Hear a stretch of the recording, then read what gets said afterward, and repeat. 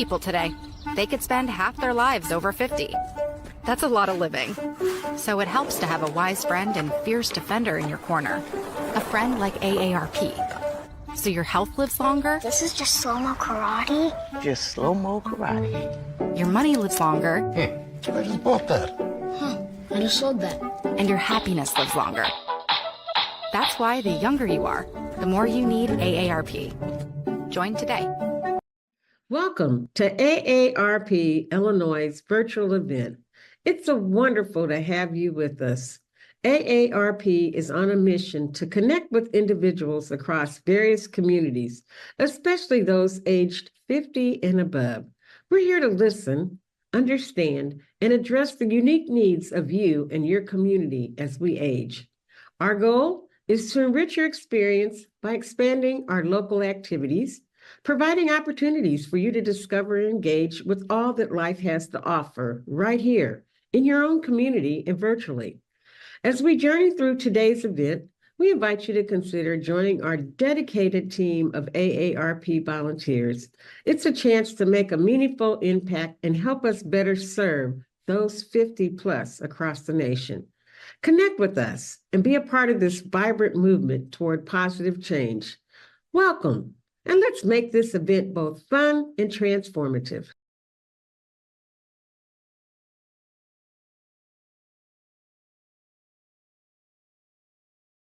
Hello everybody out there in AARP world. I am Chef Amanda, human chef now turned into dog enthusiast. I love making these fun videos for you all, and today's topic is going to be all about the dogs. It's the holidays and we all love eating or grazing on a wonderful charcuterie board. But shouldn't the dogs be grazing and eating one right alongside you? So today we're going to learn about what we could put on a Bark-Cuterie board, a charcuterie board for the pups. The great thing about this is that a lot of the items that we would put on our regular charcuterie board for ourselves and the guests that we're hosting can double up and go on your dog's boards as well. So let's start first by talking about some things that we could include on our regular everyday charcuterie board.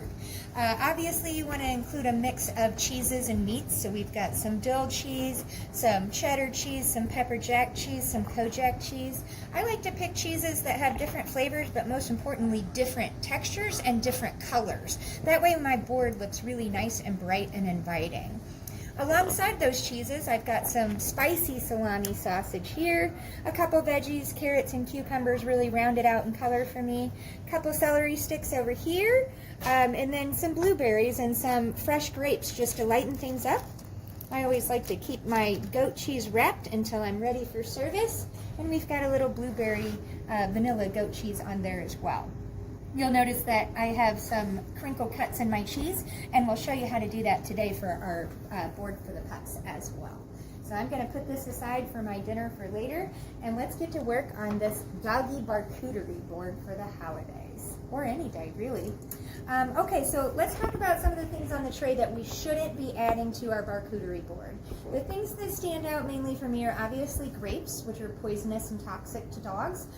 Also that salami. You might think that that's a fun treat to just throw to the pup, but most salamis and sausages that are pre-made or cured are going to contain garlic and onion powders or salts, which are not good for our pups. So we want to stay away from a salami that's basically pre-made at all, and just stick to something that's raw meat that we've made ourselves and that we can be certain that doesn't contain those ingredients.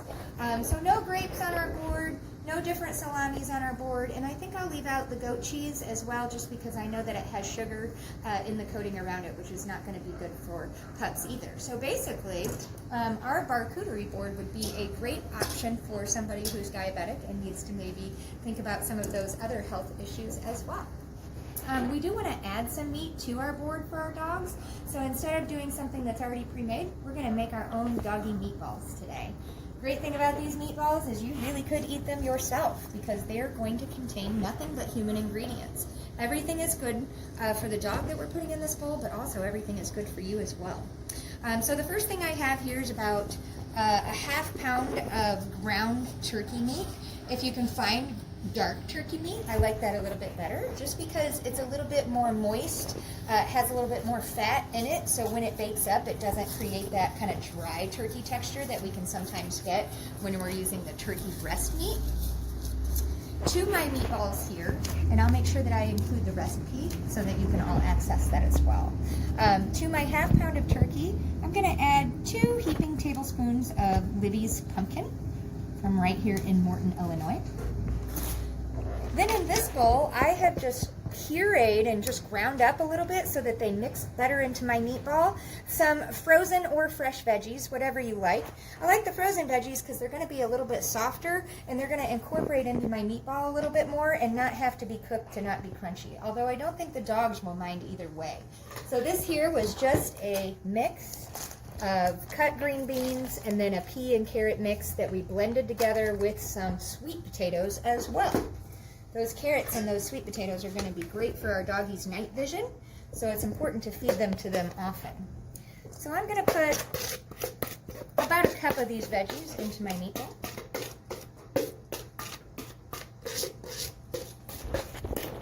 All right, so right now I've got some ground turkey meat, some peas, carrots, and green beans that got pulsed in the food processor, a couple heaping scoops of pumpkin, and let's add in some seasonings. Now, salt and pepper aren't going to be good for our dogs, but I love adding in some seasonings like ground turmeric powder, ground cardamom. I mean, it is the holidays after all. Some ground flaxseed meal, which is great for dogs as well, and we'll talk about those health benefits here in a second. And then some organic hemp hearts. So let's talk about these. I'll start with the hemp hearts. These are going to be huge in omega-3s and fatty acids, so with that we're going to get great joint health. They're going to aid in digestion. They're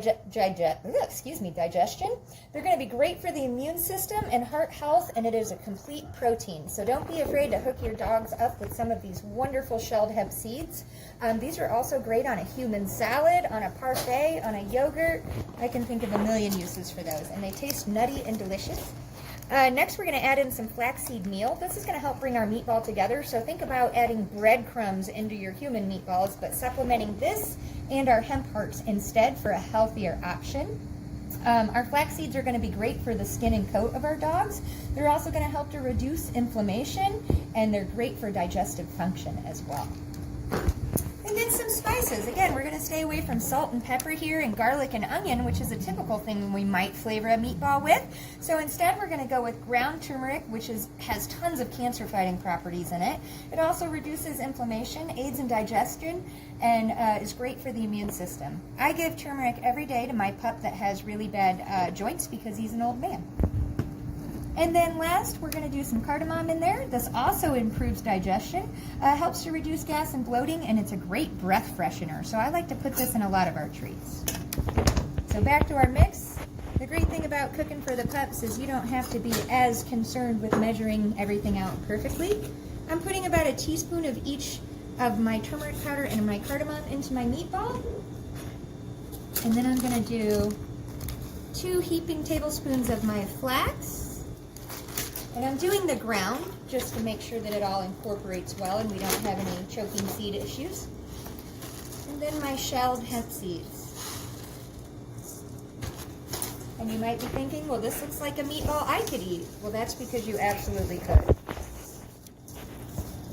You could also add fresh herbs into here.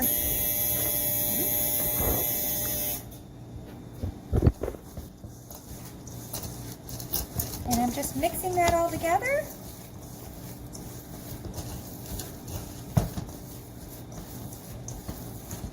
And I'm not going to overmix my meatball. I'm just going to mix it just until it's incorporated. Overmixing your meat for a meatloaf or a meatball rather, makes them a bit more chewy and a bit more tough. So if you want a meatball that really breaks apart really nicely, you want to be sure to not overmix.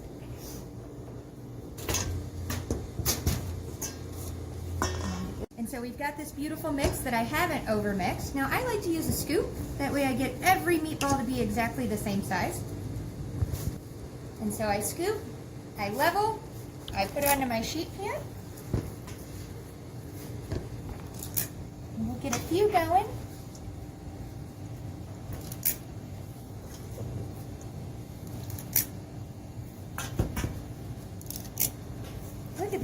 colors coming through there. They just look like a nice, healthy meatball. All right, so here I'm just making my way around the tray and rolling each one of my meatballs so that it's nice and perfectly round. So I go through and scoop them all first, and then I go back and pick each one up and roll it. And I love using the scoop for this so that you get some nice uniform meatballs and they all look nice and even. All right, they have a beautiful color to them as well. And into the oven we go with these.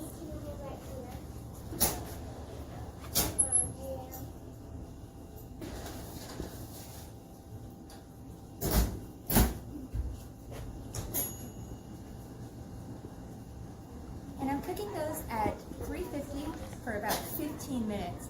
The great thing about making meatballs for your dog is that they can be actually a little bit raw inside. They don't have to be cooked to the proper temperature of 165 degrees to be safe to eat for the pups. So now let's get to work on shaping and forming up our Bark-Cuterie board with lots of fun treats and snacks for our pups. I'm just going to use my regular old charcuterie board here. I do like to do everything flat on there for the pups. That way when they approach it, they can just graze from a flat surface as if it were on a plate. So this seems to work really good, but any flat plate will do.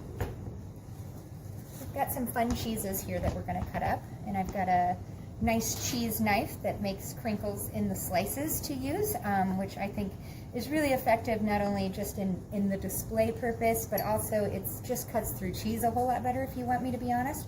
And you can find these online for about 10 bucks. So when I'm doing my cheese, I like to try to get a lot of different shapes, but I'm also thinking about the dog eating the cheese, and I want it to be a small bite and not a super large bite. So I'm just going to do my Kojak here in some little squares. And if your dog cannot have dairy, it's as simple as just leaving it off the board. More meat. All right, and you can see this makes an adorable little square with some fun crinkle cut edges that I think look really nice. And since it's made just to cut cheese, it really does a nice job. Pick all that up, and we'll form our first spot. Now it becomes all about color and alternating in those different colors, different shapes, and different heights. So since I already did a small cube, I'm going to look to do something like a triangle and maybe even a bâtonnet or a stick for my other cheeses. So I'm going to use some dill Havarti, which happens to be my favorite cheese. And then we already have some cheddar cheese strips cut from my regular human board, so I'm just going to cut these in half and make them a little bit smaller for the dog.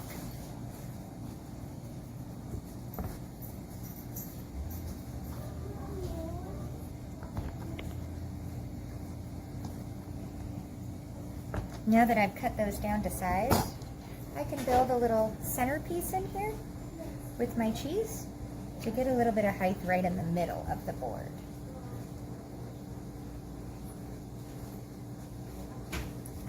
Kind of looks like a tic-tac-toe board. Okay, and now back to our other cheese here. This is our third and final flavor of cheese. I don't have a triangle yet, so I think I'm going to try for that. I like making a triangle from a rectangle. And you definitely want to make sure all the cheeses that you're choosing to use for your dog are safe before you put them on there. Something like pepper jack is something you probably want to stay away from. When I cut a rectangle corner to corner, I'm going to get a nice long triangle, but I think this might be a little bit big for my pup to eat, so I'm going to actually go right in the middle and do a couple more smaller triangles too. These are fun to either stand up like this and even go from a couple different places. And you'll notice how nice it looks to alternate the colors of the cheese kind of away from each other. And repeat that process here.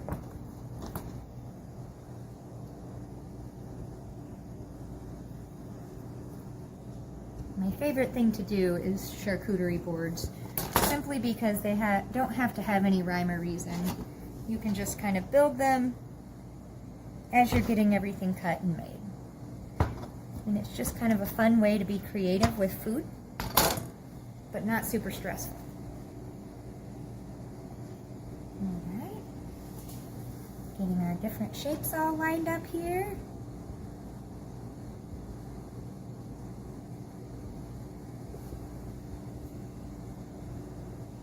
I'm always interested to see what the dog picks first. Last time it was definitely the meatballs. All right, now let's add some healthier veggies on there.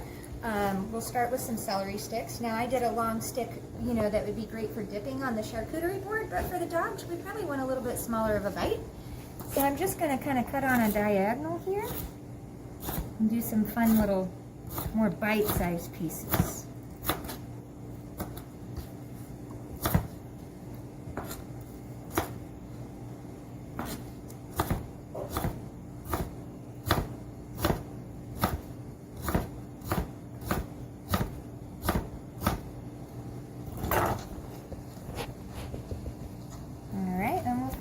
Place to tuck that in to kind of separate some of our colors there.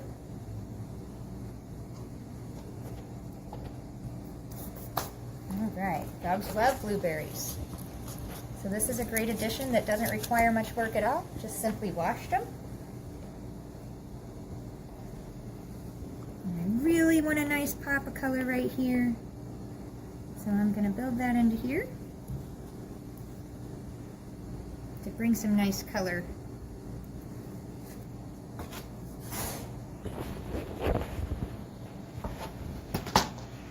Oops. Nope.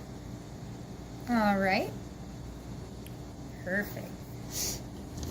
I have one dog that absolutely loves cucumbers, and I have another dog that doesn't love them so much. Not at all, in fact. But I like to include them on here because Mr. Doodlekins loves them. They're full of water, so they're a great little refresher. I do like to make them look a little fancy, so I'm just shaving off a couple strips of that peel.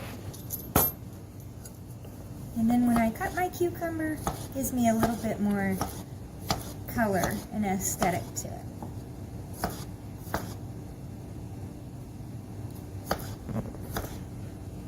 These are those little mini cucumbers, which are a little bit more tender. Got to use them up a little bit quicker, but it's a perfect little bite-sized bite for the dogs. All right, let's see what else we have on here.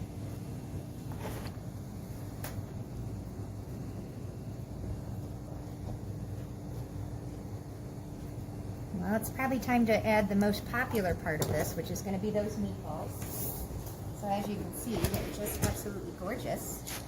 We can even cut one open to see what's going on inside. Oh, that looks amazing. So you can see all that nice flax in there and those veggies, and of course that has a nice color from that turmeric. So put a couple meatballs here. Like I said, I already know that that's going to be what they go for first. So I made a lot. It's the holidays. Everybody loves meatballs, right?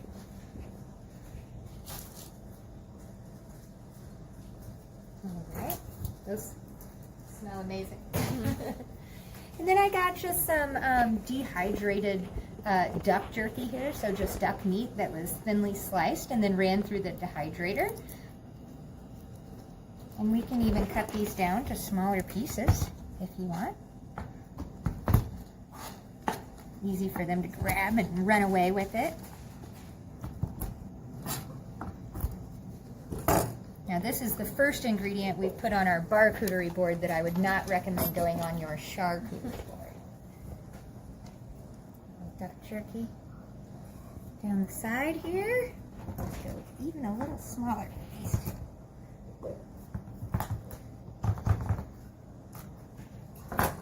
We have a local place that makes duck jerky, but you can find this just about anywhere these days. All right. What else do we have to put on there? Might be kind of fun to do. Remove those.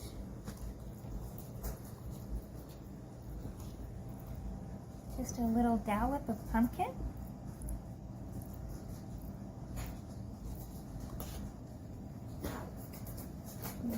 Put some of our hemp hemp hearts on there.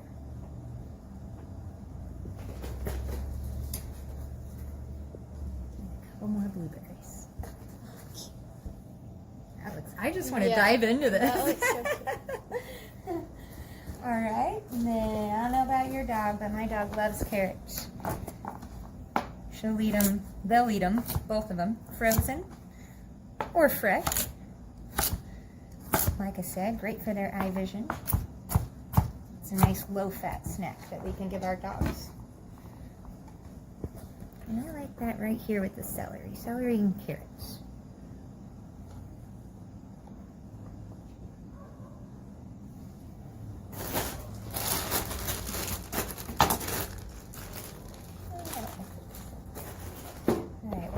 I've got some really fun freeze-dried carp here.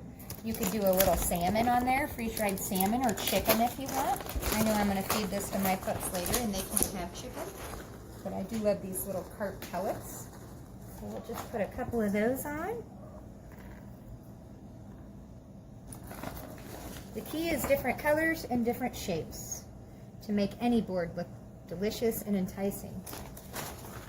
And look at these fun duck feet to go with our duck jerky. Trying to find out where I like those the best. Right here maybe. Okay.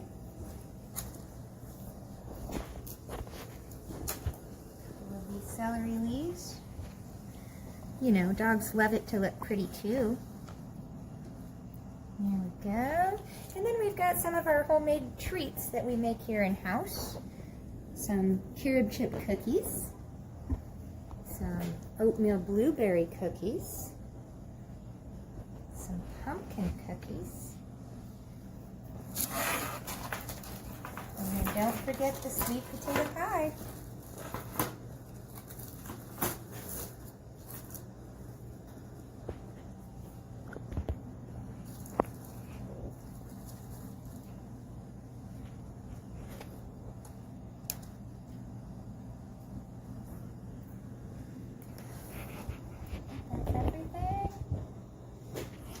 Let's check it out.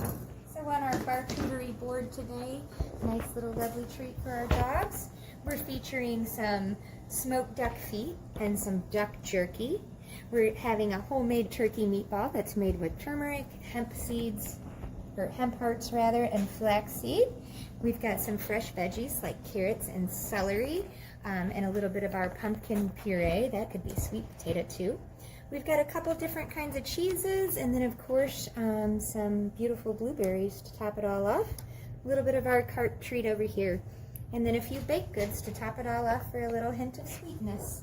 So hopefully you enjoyed this video today of serving up a nice Bark-Cuterie board alongside your charcuterie board for the holidays. Just set that down in the middle of the floor and hope that they don't fight over those meatballs. Definitely make some extra. Hopefully you enjoyed this tutorial today. We can't wait to be back with another video soon. Happy holidays. See you later.